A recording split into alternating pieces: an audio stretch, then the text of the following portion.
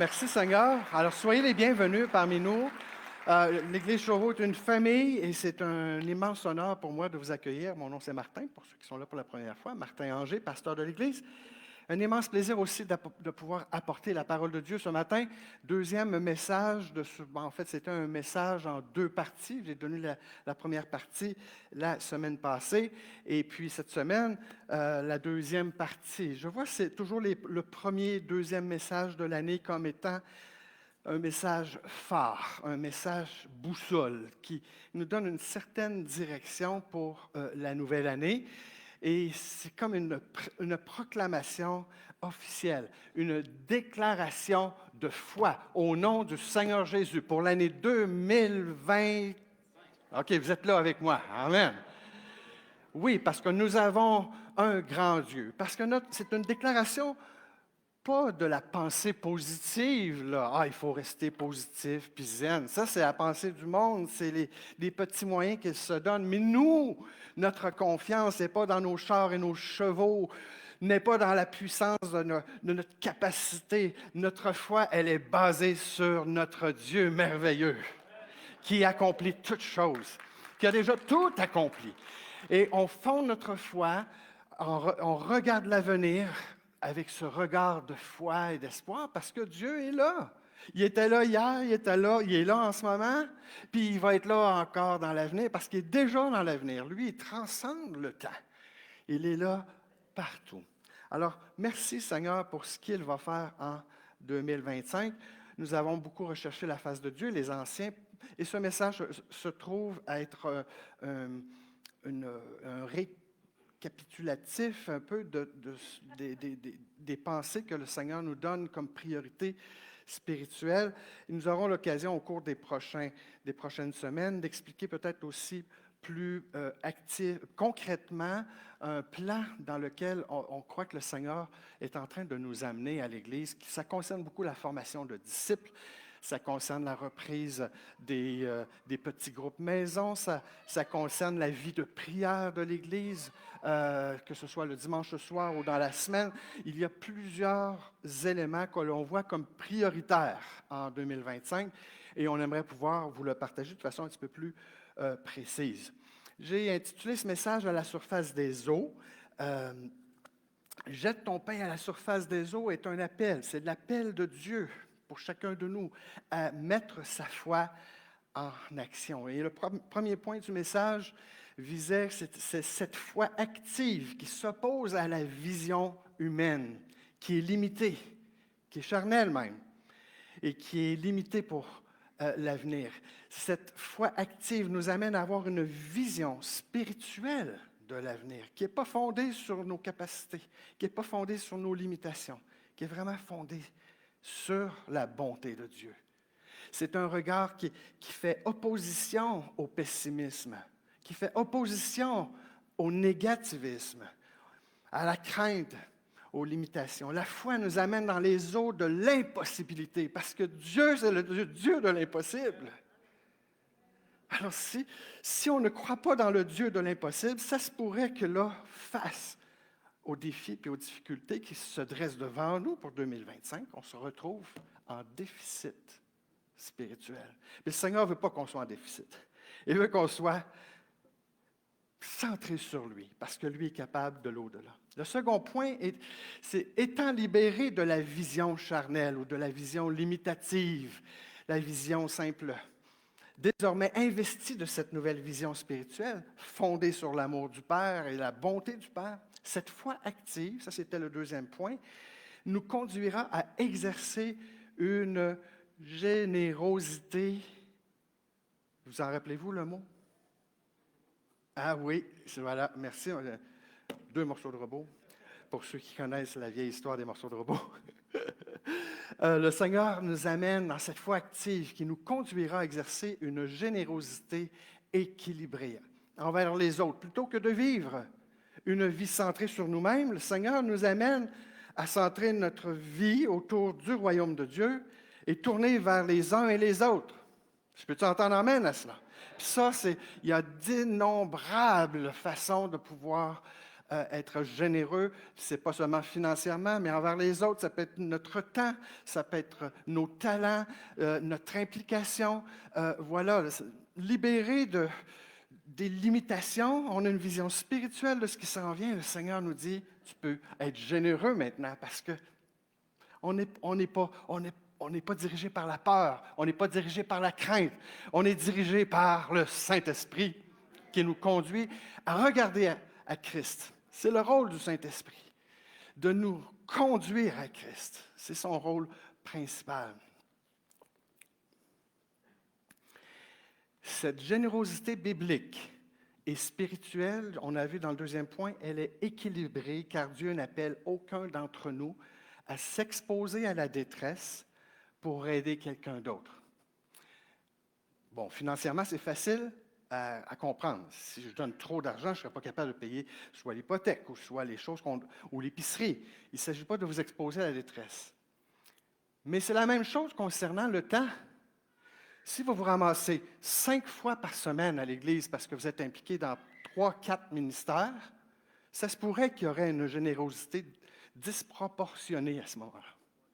Parce que là, vous ne serez pas suffisamment à la maison. Votre femme, votre époux, les enfants, on a des obligations. C'est important, c'est notre premier ministère. Bon, amen. Alors, une générosité équilibrée, c'est pour ça dans l'Église, on demande aussi le leadership, on pousse beaucoup sur cette idée que chaque personne puisse être impliquée dans un ministère, mais pas dans 3, 4. On essaie de limiter ça. Ça permet à un plus grand nombre de pouvoir s'impliquer. Puis ça permet aussi de préserver un équilibre pour la famille. Alors, avant d'aller plus loin, j'aimerais revenir sur une situation qui s'est passée la semaine passée, parce qu'il y a une situation qui est survenue par des personnes qui faisaient l'aumône, qui ont demandé la charité avec des pancartes en avant de l'Église. Est-ce qu'il y en a qui se sont aperçus de cela? C'est ça.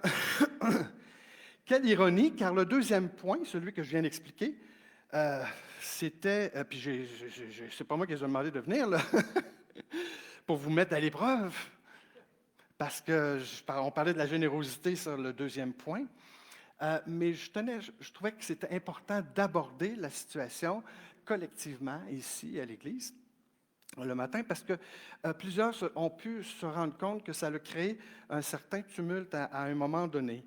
Et je me suis dit, c'était important. Quelle ironie de voir ça, parce que cette journée-là, je prêchais aussi sur la générosité. J'aimerais vous rappeler que cette générosité équilibrée selon le cœur de Dieu ne consiste pas à donner de façon aveugle non plus. Ça ne veut pas dire qu'on ne peut pas le faire, mais ce n'est pas nécessairement la meilleure façon de le faire. Cette générosité équilibrée appelle à exercer aussi un discernement. Et donc, lorsque surviennent des situations, on se doit pas juste de dire « Ah oui, oui, oui », puis là, sans discerner ce qui se passe. Et j'ai été quand même un des premiers intervenants. Je suis allé les voir, je leur ai offert tout de suite de rentrer, de s'installer, de rester à la chaleur et de faire confiance au Seigneur parce qu'on est une Église qui est généreuse puis qu'on ne va pas les laisser tomber, mais de rentrer puis de profiter du moment ici. Je leur ai montré aussi qu'on avait des vêtements puis qu'ils pourraient aussi, à la fin du culte, aller dans l'espace vêtements de façon tout à fait gratuite. Donc, on leur a offert nourriture, vêtements, mais pour les deux choses, ils ont catégoriquement refusé. Vous savez, moi, j'ai été impliqué dans l'Armée du Salut pendant 7 ans et 3 ans à titre de pasteur. J'ai fait d'innombrables ministères auprès des démunis, auprès des indigents, des plus pauvres de notre société. J'ai connu les enfants de la nuit, qu'on appelle dans les ruelles de Montréal, les enfants qui sont en dehors du système de santé. Ce sont les enfants des prostituées qui sont en dehors du système et qui sont malheureusement dans les verrous de la prostitution juvénile. Alors, on a connu ça. On a connu vraiment de distribuer les sandwichs pendant la nuit, de voir les itinérants et d'apprendre à les aimer. D'apprendre à les aimer. Ah, merci. d'apprendre à les aimer, de les servir. Et puis, mais à force de travailler avec eux aussi, on découvre des choses. Et donc, je voulais simplement vous dire, le discernement, c'est quelque chose d'important. Et l'Armée du Salut a un slogan qui dit « Soupe, savon, salut », qui voulait dire, dans le fond, qu'un ventre vide n'entend pas le message de l'Évangile souvent. Donc, on lui offre la soupe. Et puis, le savon représentait l'accueil, parce que souvent, ces personnes sentent le rejet. Et donc, c'est important qu'ils se sentent aimés, qu'ils se sentent acceptés. On leur offrait de l'hébergement. Et puis, finalement, là, ça ouvrait la porte souvent à pouvoir parler du Seigneur. Et là, on avait une oreille parce que le ventre était plein et qu'on avait donné un accueil. Amen. Ça, là, ça n'appartient pas à l'Armée du Salut. C'est une belle... c'est leur slogan, soupe, savon, salut, mais la pensée de cela devrait nous habiter. Et certains d'entre ceux qu'on a aidés parmi les itinérants, tout ça, parfois il y en a qui veulent l'aide, d'autres fois il y en a qui ne veulent pas l'aide. Et souvent aussi, ils fonctionnent en réseau et ils sont capables de faire des profits plus que vous pensez. Alors, ce n'est pas ce matin l'idée de vouloir vous décourager de donner, parce que la parole de Dieu dit « Donne à quiconque demande ». Mais de le faire avec discernement, c'est vraiment important. De le faire aussi avec amour, d'accueillir avec amour, mais aussi des fois de rester ferme, c'est important. Alors, peut-être 2 points encore, ça je l'ai déjà mentionné. On a pu discerner avec leur présence que ça a créé aussi un certain désordre à l'intérieur ici. Certains étaient d'accord, d'autres pas d'accord. Puis là, il y a eu des arguments. Et j'aimerais vous rappeler qu'on est davantage dans un combat spirituel. D'accord? Alors, de ramener ça, ce n'est pas un combat contre la chair et le sang, c'est vraiment un combat spirituel et on est appelé à préserver l'unité. Il ne faut pas qu'il y ait rien qui vienne nous diviser. Alors, quand il y a un désordre, quand il y a... Bien là, on peut discerner qu'il y a quelque chose qui n'est pas de Dieu, là, quelque part. Alors, puis avec d'autres éléments, ça nous a permis de prendre position et de dire, et de demander finalement aux personnes de quitter parce qu'il y avait d'autres éléments qui venaient confirmer qu'il y avait une incohérence dans leur discours. Alors, voyez-vous comment c'est important de discerner. Est-ce que vous êtes d'accord avec moi? Mais le mot d'ordre, prier, rester spirituellement actif quand une situation survient pour exercer le discernement. Puis, ce que Dieu vous montrera de faire, bien, faites-le dans l'esprit d'une générosité qui est équilibrée. Voilà. Je ferme la parenthèse. Vous êtes d'accord? Et je saute dans mon message aujourd'hui. Et je vous invite à relire ce texte de la parole de Dieu avec moi, comme on a fait dans le premier message. Je vous invite simplement, on va se lever ensemble et on va lire, par respect pour la parole de Dieu, ce texte. Alors, jette ton pain sur la surface des eaux, car avec le temps, tu le retrouveras. Donne-en une part à 7 et même à 8, car tu ne sais pas quel malheur peut arriver sur la terre. Quand les nuages sont pleins de pluie, ils la répandent sur la terre. Et si un arbre tombe au midi ou au nord, il reste à la place où il est tombé. Celui qui observe le vent ne sèmera point, et celui qui regarde les nuages ne moissonnera point. Comme tu ne sais pas quel est le chemin du vent, ni comment se forment les eaux dans le ventre de la femme enceinte, tu ne connais pas non plus l'œuvre de Dieu qui fait tout. Dès le matin, sème ta semence, et le soir, ne laisse pas reposer ta main, car tu ne sais pas ce qui réussira, ceci ou cela, ou si l'un et l'autre sont également bons. La lumière est douce et il est agréable aux yeux de voir le soleil. Si donc un homme vit beaucoup d'années, qu'il se réjouisse pendant toutes ces années et qu'il pense aux jours des ténèbres qui seront nombreux. Tout ce qui arrivera est vanité. Amen. Prions ensemble. Merci Seigneur pour ta parole. On te demande de la faire pénétrer au-delà de notre connaissance, Seigneur. On te prie de la faire pénétrer dans notre cœur, à moi le premier. Merci, Seigneur, de me parler, me transformer, me montrer les choses, Seigneur, que tu veux changer, transformer, améliorer, Seigneur. Et merci pour ton amour et ta grâce. Ta grâce merveilleuse, Seigneur. Merci d'être là avec nous. Tu es tellement bon, Seigneur, notre Papa d'amour, dans le beau nom de Jésus. Amen. Amen. On peut s'asseoir. Alors, vous avez ici simplement en une phrase l'ensemble de la pensée, on pourrait dire dominante, là, de tout le message. Jette-t-on pas à la surface des eaux, c'est appel à la foi, à mettre la foi en action. C'est la foi qui produit une vision spirituelle de l'avenir, comme j'ai expliqué au début du message. Une foi qui conduit à être généreux, mais une générosité équilibrée de notre temps, de nos talents, de nos finances. C'est un principe divin à travers lequel Dieu établit un certain équilibre, une certaine justice sociale. C'est un principe d'équité. On l'a vu la semaine passée. Donc, apprendre à être généreux, c'est quelque chose de vraiment important. Qui cultive une foi active, qui cultive la confiance envers Jéhovah Jireh, on va voir ce point-là ce matin, et qui permet aux serviteurs de Dieu de se réjouir quotidiennement. Et comme le texte qu'on vient de lire, ça dit, la lumière est bonne. Comment ça dit ça, juste avant? La lumière est douce. Et il est agréable aux yeux de voir le soleil. Si donc un homme vit beaucoup d'années, qu'il se réjouisse pendant toutes ces années, c'est comme ces deux choses liées ensemble. C'est comme dire, prends pas les choses pour acquis. Tous les jours, le soleil se lève.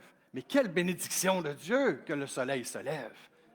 De sentir sa chaleur sur nous, d'apprécier les petites joies quotidiennes. Moi, j'aime beaucoup cette expression. Parce qu'on va parler de la joie aujourd'hui, se réjouir, mais parfois, ça se peut qu'on est un peu négatif, naturellement. Ça se peut qu'on est un peu plus réaliste que rêveur. Puis souvent, ceux qui ont la foi et qui la manifestent de façon un peu enfantine peuvent avoir de l'air de rêveur. Ah, il y a la foi, mais il y a quelque chose de fondamental dans ça aujourd'hui qu'on va regarder. Mais cette idée ici de se réjouir des petites choses, c'est en fait une grande chose, mais on prend ça pour acquis, on n'y pense pas toujours, de dire merci Seigneur pour ce que tu fais, pour l'ordre, que tu soutiens la création, que le soleil se lève encore aujourd'hui, de se réjouir des petites joies quotidiennes. Ça m'amène à vous parler de ce premier point, qui dit qu'une foi active nous amène à cultiver finalement une confiance, une relation de confiance inébranlable envers un Dieu d'amour, un Dieu de bonté, envers Jéhovah Jireh, qui est finalement le Dieu qui pourvoit. C'est le nom qui a été donné par le peuple juif, parce que Dieu a pourvu à la manne dans le désert pendant 40 ans, et ont mangé ce pain qui tombait du ciel. Non, mais pensez-y. Puis là, j'imagine que la première journée, il capotait bien raide. Avec un petit peu de beurre, je ne sais pas s'il y en avait, mais avec un petit toasté sur des pierres chaudes. Mais j'imagine que déjà après une semaine, ça rentrait déjà comme, je m'en vais chercher la manne aujourd'hui, la manne du jour. Hein? Puis après un mois, après un an, là, je pense que c'était pas mal. Il n'y avait plus l'effet « Wow, le pain tombe du ciel, même. » T'as-tu pensé? Non, mais c'est pas trop naturel. Ce qui tombe du ciel, c'est de la neige. Pas pour eux autres. Mais pour nous, c'est de la neige. Y en a-tu qui sont contents de voir la neige? La pluie, la neige, une bénédiction de Dieu, ça enrichit nos terres. Mais les autres sont habitués à ça. Un Dieu qui fait tout. Comme tu ne sais pas quel est le chemin du vent, ni comment se forment les os dans le ventre de la femme enceinte, tu ne connais pas non plus l'ensemble de l'œuvre de Dieu qui fait tout. Voilà le nom que les Juifs ont donné à Dieu, Jéhovah Jireh. Celui qui fait descendre, celui qui pourvoit, C'est la providence. Et pendant 40 années dans le désert, Dieu n'a jamais manqué à sa parole et ils n'ont jamais manqué de pain. Ils étaient tannés de manger de la manne, mais ils n'en ont pas manqué. Puis même que dans cette bénédiction, Dieu leur a donné des directives pour ne pas qu'il y ait de gaspille. Vous irez voir les textes. Alors Dieu est généreux, mais c'est une générosité qui est toujours bien équilibrée et qui demande que nous aussi, nous puissions être équilibrés dans la consommation de cette bénédiction. Alors le Seigneur y pourvoit. Mais la patience des Israélites avait été durement mise à l'épreuve pendant cette période, pendant 40 ans, vous savez. Et la foi, elle est indissociable. Hein? La confiance, la foi, l'espérance en Christ, l'espérance des promesses, la confiance en Dieu et ses promesses, elle est indissociable du fruit de l'Esprit qui produit la patience. Alors, la confiance en Dieu et ses promesses est indissociable. Mais la confiance espère en les promesses, mais la patience attend l'accomplissement de ces mêmes promesses. C'est un trait de caractère extrêmement important et pour lequel je suis personnellement tombé dans l'impatience face parfois à la lenteur de Dieu. Des fois, Dieu peut nous paraître lent. Il me semble que c'est long avant qu'il réponde. Ça peut arriver. Y en a-t-il qui ont déjà vécu ça? Alors, parfois, c'est long, mais il n'est jamais en retard. Il est tard, mais jamais en retard. Puis Dieu va être encore présent en 2025 pour notre Église. Tard? Non, il ne faut pas dire. Mais jamais en retard. Ça, c'est sûr. Il ne sera jamais en retard. Et parmi d'innombrables histoires bibliques, il y en a une qui retient mon attention pour laquelle je vais partager 3 moments dans la vie d'un homme et d'une femme aussi, mais d'un homme particulièrement, qui a été éprouvé dans ce thème de la confiance, dans le thème de la patience surtout. Mais on va regarder ça ensemble. Parce que j'aurais pu prendre plusieurs exemples. Mais celle-ci m'interpelle particulièrement. C'est la vie d'Abraham. La vie d'Abraham. Parce que 3 moments importants dans sa vie, il a été confronté à des choses particulières dans lesquelles ça nous parle pour nous aujourd'hui dans notre message. Alors, face à l'inconnu, parfois on peut avoir de la crainte face à l'inconnu, parfois on peut avoir du doute, on peut avoir, on a tendance peut-être à ralentir devant l'inconnu. Alors, une foi active qui nous amène dans la confiance en Dieu. C'est un bel exemple parce qu'Abraham, le Seigneur l'a appelé à sortir, lui a fait la promesse qu'il donnerait un pays où coule le lait et le miel, un pays d'abondance, un pays de bénédiction. Alors, il lui dit, ça c'est ta part. Il dit, moi je te fais la promesse, maintenant ta part, prends tes affaires, quitte la maison de ton père, quitte ta patrie, quitte toutes tes affaires, prends tes chameaux, prends tes choses, puis va-t'en vers le pays que je te montrerai. Il n'a pas montré la destination. Va vers le pays que je te montrerai. Puis c'est au verset 4 du chapitre 12 qu'on voit qu'il a pris ses affaires, puis il est parti. Dans un esprit d'obéissance. Alors, face à l'inconnu, nous aussi, on est appelés à adopter cette même confiance, c'est-à-dire, OK, je ne sais pas tout là, ce qui s'en vient. On ne sait pas tout ce qui s'en vient en 2025. Mais est-ce qu'on peut anticiper le meilleur? Est-ce qu'on peut dire, OK, fondé sur un Dieu d'amour et de bonté, est-ce qu'on peut anticiper le meilleur, ce qui s'en vient? Plutôt que d'anticiper, oh, ça va être tough. Non, anticiper le meilleur devant l'inconnu, même si on ne sait pas tout. Maintenant, un deuxième moment, il lui a fait une deuxième promesse. Il lui a dit que sa postérité serait aussi nombreuse que le nombre des étoiles. Il l'a emmené dehors. C'est écrit comme ça. Dieu, l'Éternel, le mena dehors et dit, regarde le ciel, regarde le nombre des étoiles. Peux-tu les compter? Non, mais telle sera ta descendance. Alors, il lui a fait une promesse extraordinaire. Et là, certainement que sa patience a été mise à l'épreuve parce que Le contexte nous explique que ça a pris 20 ans avant l'accomplissement de cette promesse. Lui avait 80 ans, puis sa femme avait 70 ans. Alors, devant l'impossible, parce que j'en connais pas beaucoup, moi, des personnes de cet âge-là, qui ont enfanté. Il y en a-tu qui en connaissent? Ça, j'aimerais vraiment voir. C'est plutôt rare. C'est pas dans le record Guinness non plus. Vraiment, devant l'impossible, comment, quand on fait face à une situation impossible, on peut baisser les bras? Mais dans leur cas, ils ont cru. Puis c'est même cité en Hébreu, chapitre 11.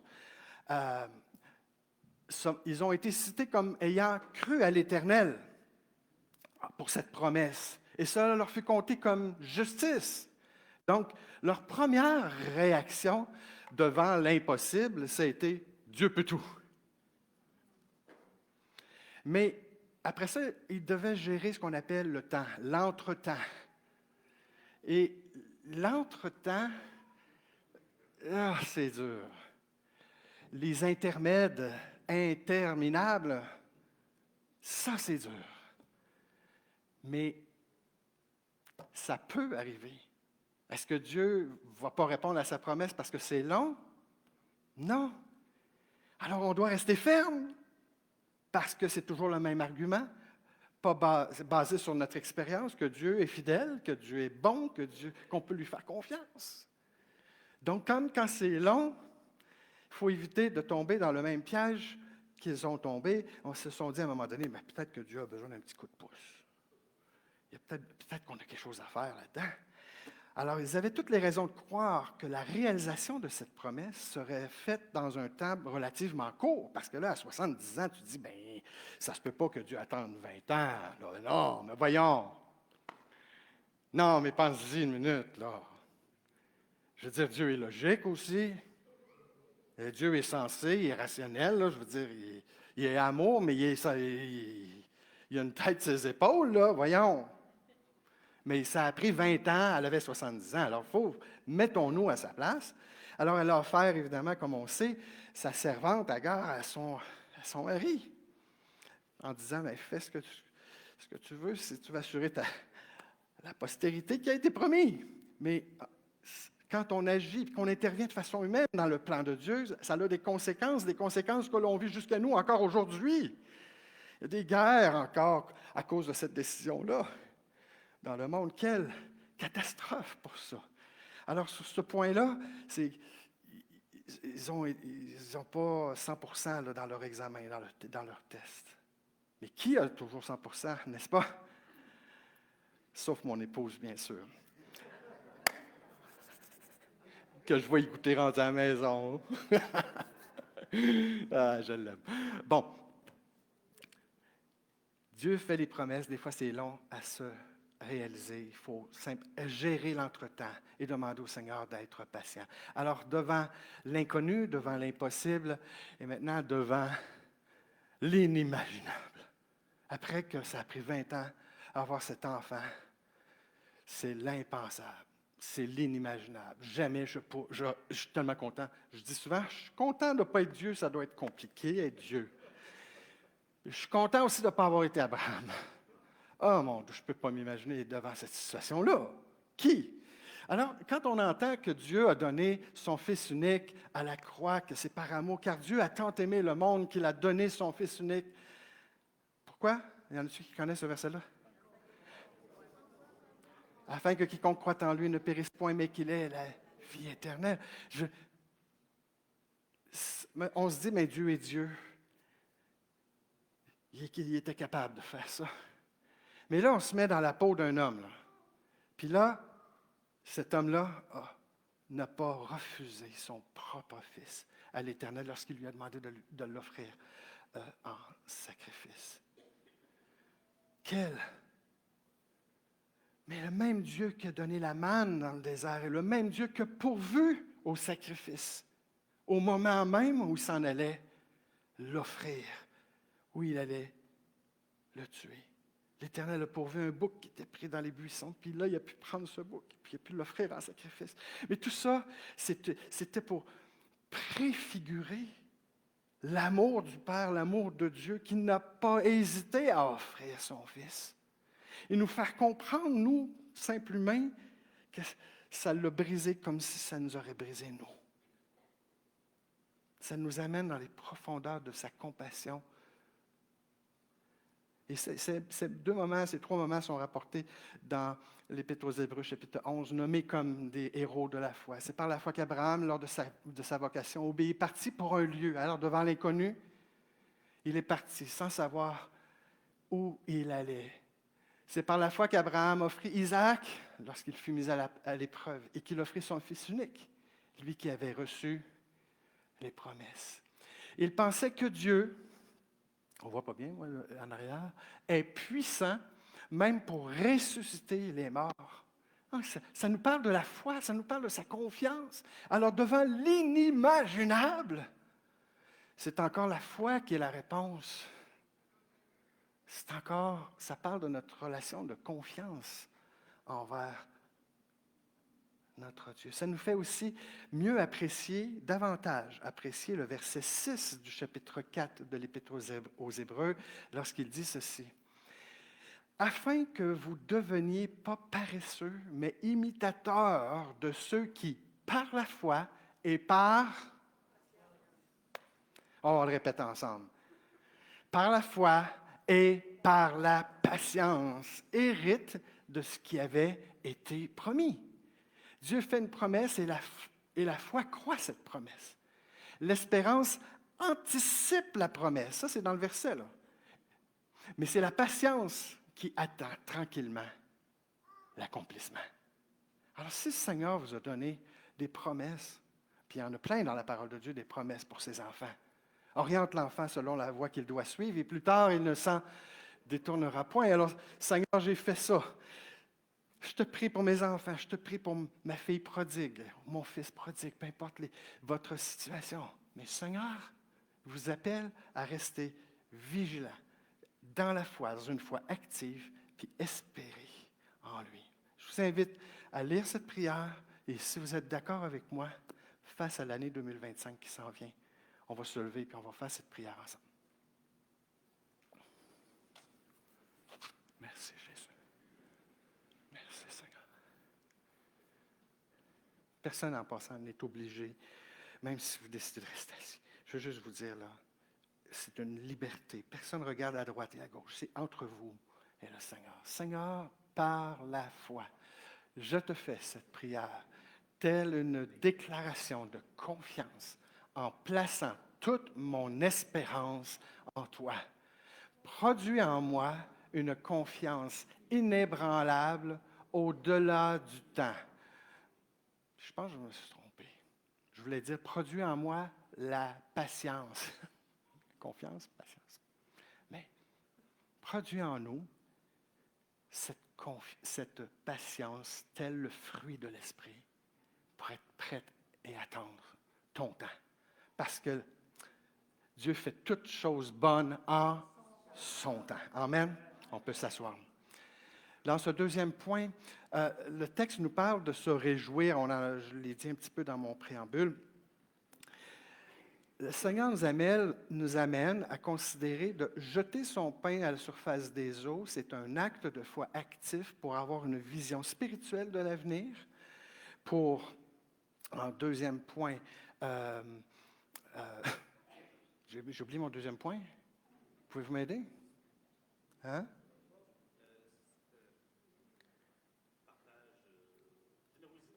Ah! C'est une blague, là. Je voulais voir si vous aviez bien. Générosité. Il nous appelle à une générosité, à exercer une générosité équilibrée. Il nous appelle dans ce troisième point à vraiment cultiver une relation de confiance envers un Dieu d'amour qui ne nous lâchera pas, qui est fidèle, puis qui va être là en 2025 encore. Et finalement, une foi active qui nous amène, qui permet aux serviteurs de Dieu de se réjouir quotidiennement, premièrement, de l'œuvre de Dieu. Je pense que ça devrait être, je n'ai pas de place pour le marquer. Se réjouir quotidiennement aussi des petites joies quotidiennes. La parole de Dieu nous dit, réjouis-toi de l'œuvre de tes mains. Oh, un autre verset dit, fais tout ce que ta main trouve bon à faire. Wow!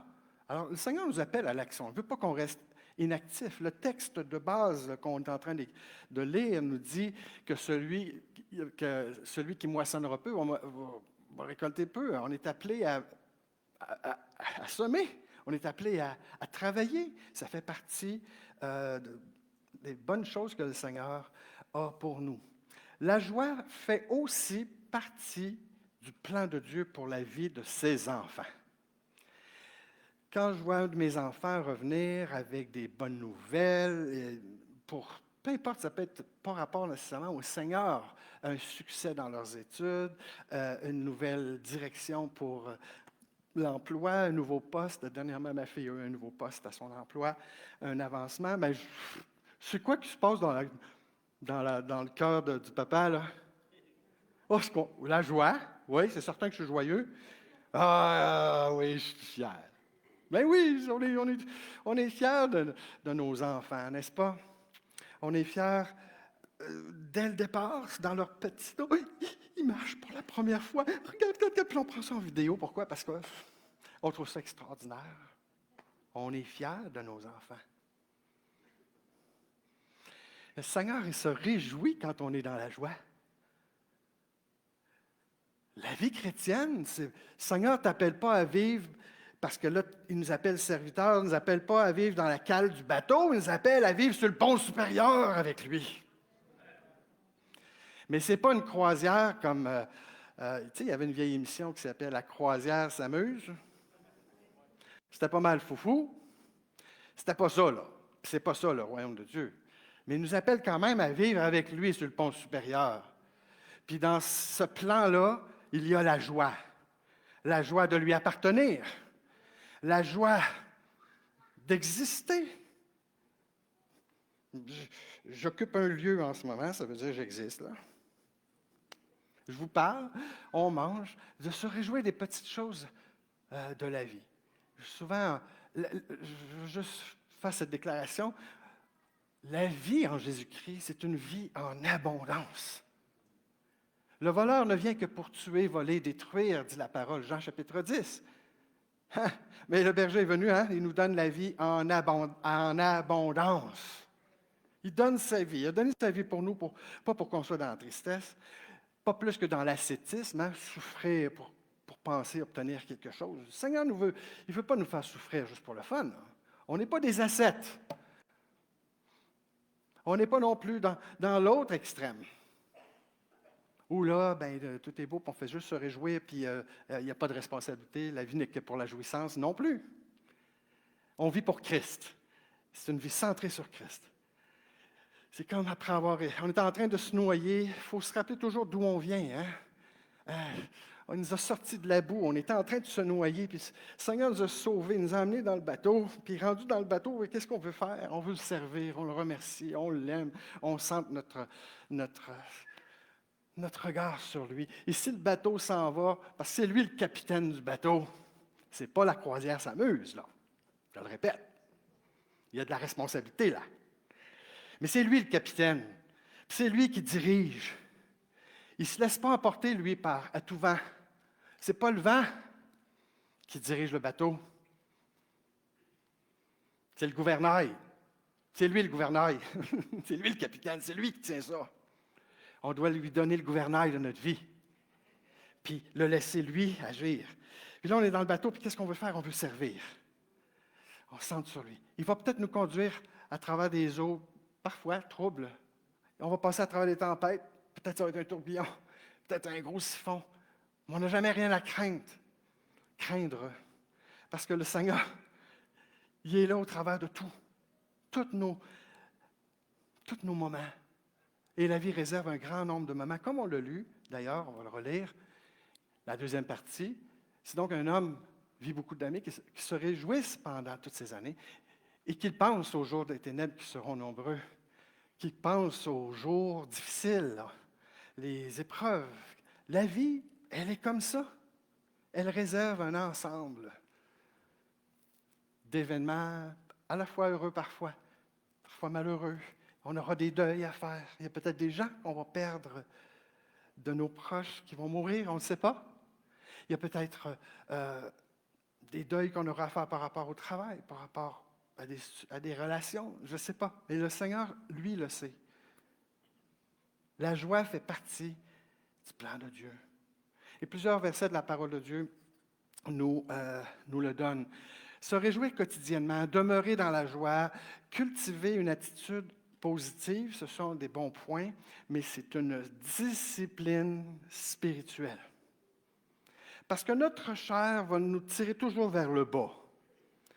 Notre chair dirait que le verre il a déjà été entamé. Il n'est pas à moitié plein, mais il est déjà entamé. Mais mon attitude envers le Seigneur, dit, ben, le verre il est presque plein.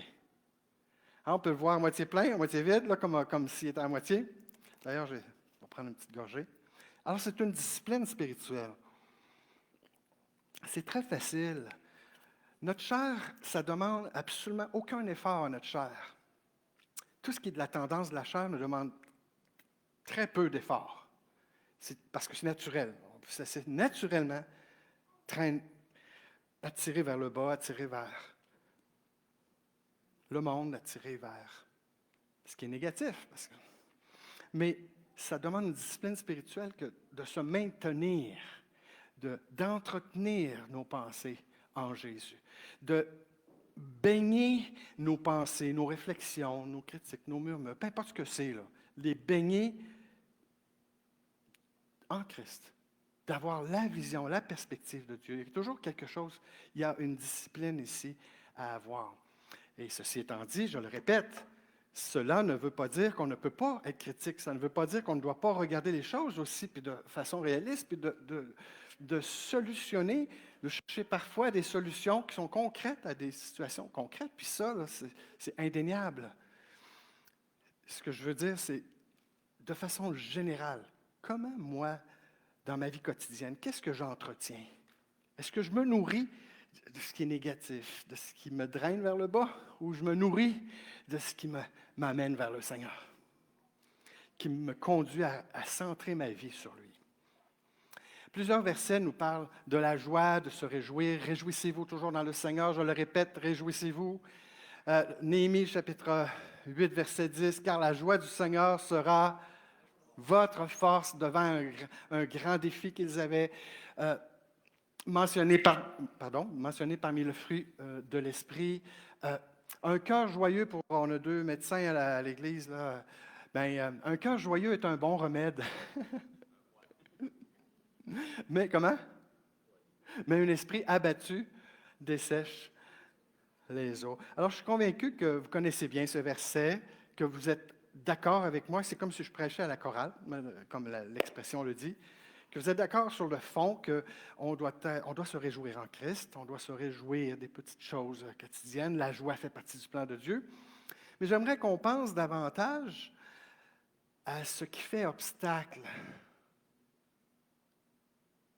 Parce que ma vie de ministère, bientôt presque 30 ans, me démontre que les chrétiens vivent difficilement la pleine joie. On fait face à toutes sortes de situations qui viennent comme nous envahir. Et vous savez, je vous ai souvent parlé, je vais donner une anecdote puis pour vous expliquer pourquoi j'ai apporté ça. J'ai reçu ça en cadeau. Puis, vous savez, je vous ai souvent parlé que, toute ma vie, j'ai fait des sports. J'étais un athlète, j'ai fait des marathons, j'ai joué au hockey, j'ai été un entraîneur de tennis.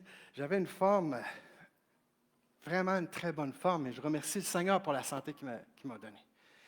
Depuis quelques années, après la cinquantaine, les petits bobos ont commencé à arriver, ma santé a commencé à se dégrader un peu. Puis, je suis devenu un peu moins actif dans les dernières années. Puis là, c'est comme ça m'a enlevé du mot de... comment on dirait ça en français? Si quelqu'un peut m'aider, je cherchais ce matin le mot de l'ambiance ou mes habitudes d'avant, d'entraînement. Puis il y a quelque chose de vraiment sain à l'intérieur de ça, de prendre de l'air, de s'activer, de bouger, ça fait du bien. Bien, là, je suis devenu moins actif. Puis là, ben, vous savez, les 3 derniers mois de l'année 2024, j'ai été malade pendant 72 jours.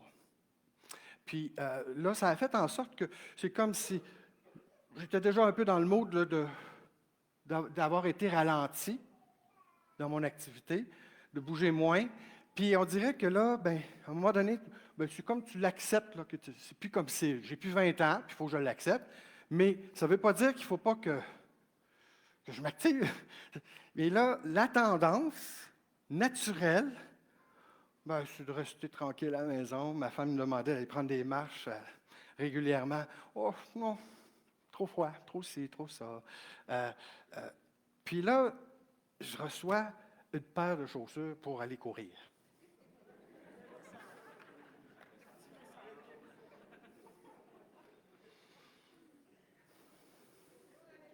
Puis là, c'est comme si je me dit, bon, ben là, c'est le moment, donne-toi un bon coup de pied dans le cul. Excusez, je ne vais pas dire ça. Donne-toi un bon coup de pied dans le derrière. C'est comme si le Seigneur m'avait donné un message, garde, là, c'est assez le mood, là, rester à la maison, là, garde, là, je t'ai construit pour bouger, j'ai été béni de ce côté-là. Fait que là, je me suis remis, cette semaine, j'ai couru 2 fois 2 kilomètres. Tranquillement, je ne vais pas courir de marathon, je ne vais pas revenir à 20 ans, mais je vais m'activer, par exemple. Et là, c'est comme il faut que je sorte de ce mood-là. Il faut que. Hey, c'est pas facile. Hier soir, ma femme a dit, après souper, elle dit, hey, on va-tu prendre une bonne marche? J'ai dit non. C'est quoi?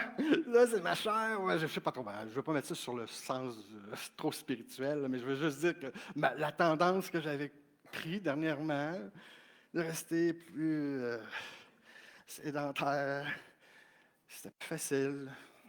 Écouter de la musique, faire de la musique. Non. Puis là, j'ai dit oui, OK, on y va, on y va, on y va, on y va. Elle dit, oh, on pourrait y aller dans une demi-heure. Non, non, on y va là, là, là. On est allé, puis quand je suis revenu, j'étais tellement content. Puis ma femme aussi, je pense qu'elle était contente. Hein? Puis ça faisait quitch, quitch, quitch, quitch. Mais avec ça, c'est impossible à tomber. Hey, je courais sur la glace, là, juste pour l'arrêter sec. C'est vraiment capoté. Hein? Un beau cadeau.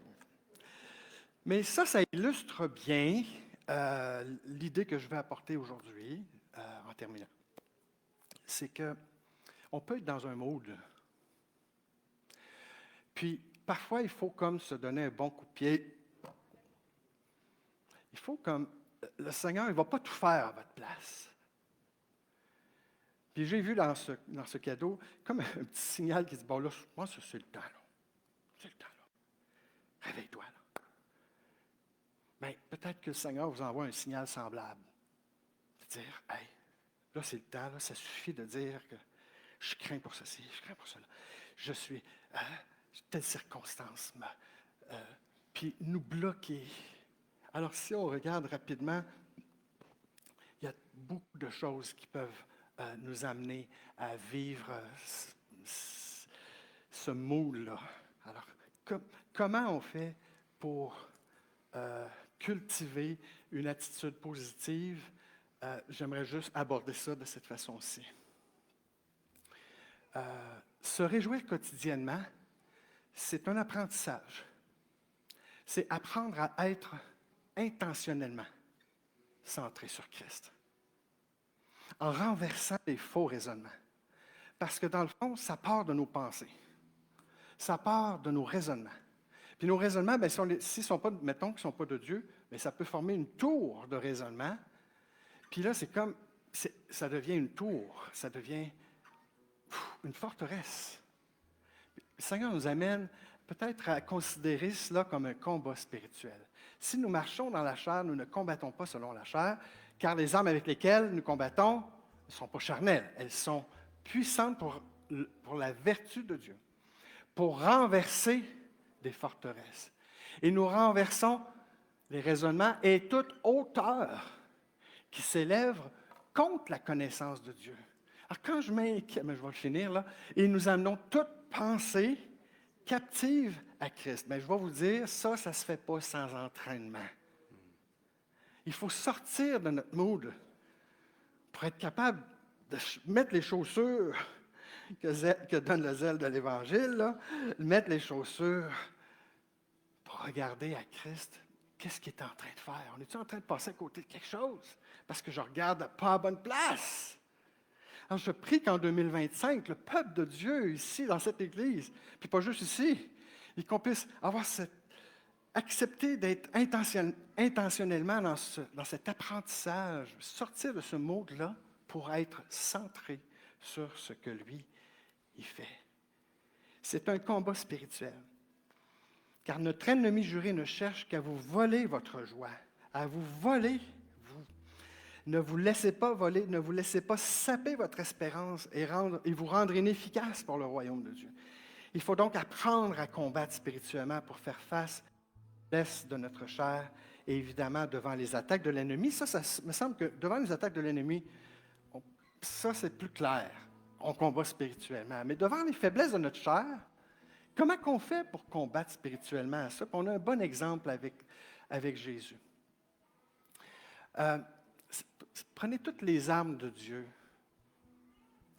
Je ne vois pas bien en arrière. Afin de pouvoir résister dans le mauvais jour, tenir ferme après avoir tout surmonté. Tenez donc ferme, ayez à vos reins la vérité pour ceinture. Alors, ce qui me rend malheureux, ce qui me rend triste, ce qui me garde dans la détresse ou l'anxiété, premièrement, c'est-tu fondé sur une vérité? Si ce n'est pas vrai, là, alors donnez-y pas de pouvoir. Si c'est juste des assumptions, si ce n'est pas quelque chose de vrai, mettez pour chaussure, prenez par-dessus tout cela le bouclier de la foi avec lequel vous pourrez éteindre les traits enflammés du malin. Mais le verset 17, prenez aussi le casque du salut et, c'est ce point-là que je veux amener, l'épée de l'Esprit qui est la parole de Dieu. Et nous avons cet exemple avec Jésus qui, devant les attaques de l'ennemi, mais des attaques qui pouvaient l'atteindre dans sa chair également, de vouloir prouver qu'il était le Fils de Dieu alors qu'il a été amené dans le désert par l'Esprit Saint. Et à chaque fois, il a cité la parole de Dieu. Alors, comment combattre spirituellement les éléments de notre propre chair? C'est certainement de citer la parole de Dieu pour des événements précis, puis soyez précis quand vous prenez autorité au nom du Seigneur Jésus. Déclarer la vérité de la parole de Dieu, c'est essentiel. Il ne faut pas qu'on manque ça. En 2025, devant la détresse, devant l'abattement, alors qu'est-ce qu'on fait? Je déclare au nom de Jésus et à voix haute, « Voici, Dieu est mon secours, le Seigneur est le soutien de mon âme. » Quand mon âme crie, puis qui gémit au-dedans de moi, comme le psalmiste l'a fait, « Pourquoi gémis-tu au-dedans de moi? » Regarde à Christ. Déclare ce que tu sais qui est vrai sur Dieu, qui est bon. Devant le miroir de soi-même, quand on fait face aux mésestimes de soi, quand on se dévalorise, quand on n'est pas bien avec soi-même, puis qu'on vit des difficultés à ce niveau-là. Récite le verset du psaume 139. Merci Seigneur, tous les matins devant le miroir. Merci Seigneur que je suis une créature si merveilleuse. Moi je le fais tous les matins. C'est pas vrai. Mais je suis une créature merveilleuse. Devant les inquiétudes, devant la défaite. Qu'est-ce que vous dites? Le Seigneur a dit, vous pouvez citer le verset de Jean 16. Prenez courage, Jésus dit. Moi, j'ai vaincu le monde devant les attraits du monde, devant les inquiétudes financières. Ne vous inquiétez de rien, mais en toute chose, faites connaître vos besoins à Dieu par des prières et des supplications, des actions de grâce et la paix de Dieu qui surpasse toute intelligence, qui surpasse tout raisonnement, qui surpasse tout mensonge que l'ennemi peut insidieusement nous faire penser, sont rendus nuls et inopérants au nom du Seigneur Jésus. C'est un combat qui est spirituel. Puis je vais combattre spirituellement. 2025, c'est une année extraordinaire qui s'en vient pour l'Église de Chauveau. Ce n'est pas de la pensée positive. C'est basé sur une foi active en mon Dieu qui est bon, qui est rempli d'amour, puis qui a un plan pour vous, il y a un plan pour moi, il y a un plan personnel, il y a un plan collectif aussi pour notre Église. Il y a un plan collectif pour nous. Prenons-le, faisons-le Approprions-nous-le. C'est dur à dire. Il ne promet pas une année sans épreuve, sans difficulté, mais il nous donne toutes les armes nécessaires pour passer au travers, puis il nous promet qu'il va être là. Qu'est-ce qu'on peut demander de plus? Frères et sœurs, je vous invite à vous lever avec moi avant qu'on chante ce chant. Lisez cette prière, mais ouais, faites cette prière à haute voix avec moi si vous êtes d'accord. Je vous laisse un instant pour la lire.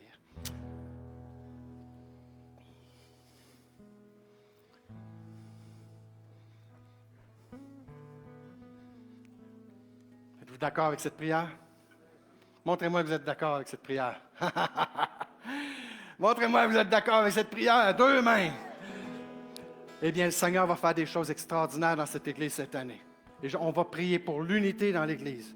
On va prier pour l'augmentation du sentiment d'appartenance à notre Église locale, qu'on retrouve nos repères.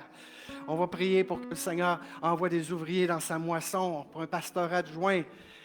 On va prier pour tous nos besoins. On va faire confiance au Seigneur. Alors, par la foi, Seigneur, on va pas perdre notre joie. On va rester centré sur le Seigneur. Et faites cette prière avec moi. On termine avec ça. Seigneur, par la foi, je joindrai tous mes efforts à ceux du Saint-Esprit pour ne pas me laisser voler ma joie et mon espérance par la déclaration des vérités bibliques face aux mensonges de l'ennemi ou les tendances de ma chair. Que tout le peuple de Dieu dit Amen. Alléluia! On peut chanter là-dessus? Je vous invite ce soir. Nous avons la soirée d'intercession, première soirée d'intercession sur 3. Dans cette période de jeûne et de prière que nous avons commencé la semaine passée, j'espère que vous avez eu un bon temps pour vous rapprocher de Dieu cette semaine. Et ça continue cette semaine. Je vous rappelle que les portes sont ouvertes si vous avez besoin de venir prier ici. Vous aimeriez avoir accès au sanctuaire, venez prier pendant la semaine. Appelez ou informez-vous, mais ça va être ouvert. Vous pouvez venir. C'est votre maison, c'est votre place. Dans le beau nom de Jésus, soyez bénis. Amen.